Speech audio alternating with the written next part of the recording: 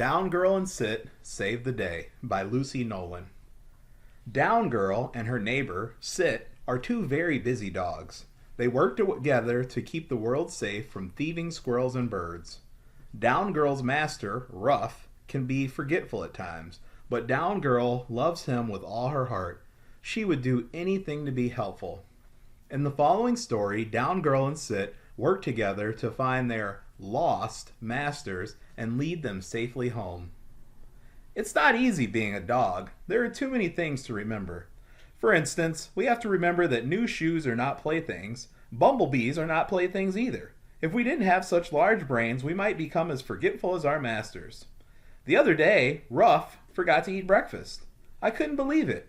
Ruff never starts the day without toast or a donut. At least he put my coffee where I could reach it. Down, girl! Ruff! I love that man. We met Sit and her master for a walk. When the walk was over, all four of us ended up in my backyard. Did Sit's master forget where they really lived? Oh well, Sit and I didn't say anything. We knew something our masters did not know. As soon as our leashes were off, we would play together in my yard. We ran around chasing each other while our masters smiled. But wait, our masters had somehow gotten out of the fence when we weren't looking. They were riding off on their bicycles. Here's the worst part. They forgot us. I jumped against the gate. I barked and barked. Suddenly the gate swung open. I actually opened the gate. I thought I was brilliant. Sit thought the gate was unlocked to begin with. It didn't matter. Sit and I were free. We could go after our masters.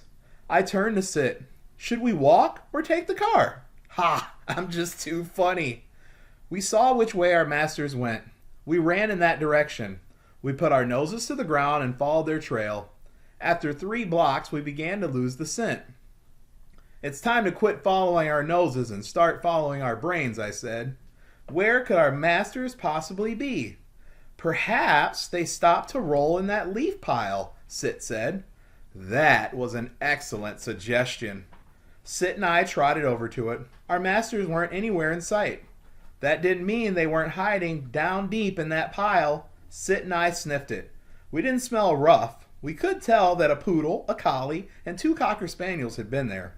Quite frankly, the leaf pile stunk. We jumped right in. If our masters had passed up this much fun, they must have gone somewhere even better. Where could that be? Perhaps they went to swim in the creek, I said. That was another good idea. Sit and I splashed all through the creek. When we climbed out, we were covered with green pond scum. Ha! I told Sit. You look like a salad. We laughed and crept along, pretending to be salads. Then we remembered salads don't creep. They don't do anything at all. They just sit there. That kind of took the fun out of it. Where else could our masters be? We were running out of places to look. It was time to think about this more deeply. If we weren't at home, where would we be? I asked. Finally, the obvious answer hit us. We'd go to the park to chase squirrels, we both shouted. This was our best idea yet. When we got to the park, our masters weren't there. We chased squirrels anyway. We didn't even do it to save the world. We just did it for fun. After a while, Sit and I began to wonder if we would ever see our masters again. We were feeling very sad. All of a sudden, I caught the whiff of something familiar in the air. I quivered all over with excitement. I couldn't believe what my nose was telling me. Is it Ruff? Sit asked. No, I said. It's a donut. Sit and I followed the scent. We went up one street and down another. Then we found the most amazing place. People were sitting and eating at tables outside. Donuts were everywhere. Quite frankly, I'm surprised we were the only dogs there. Then I saw Ruff. He was eating with Sit's master. We wagged our tails and ran to them.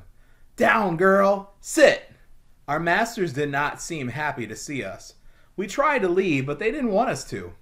I wish they'd learn to make up their minds. Our masters invited us to lay down next to them.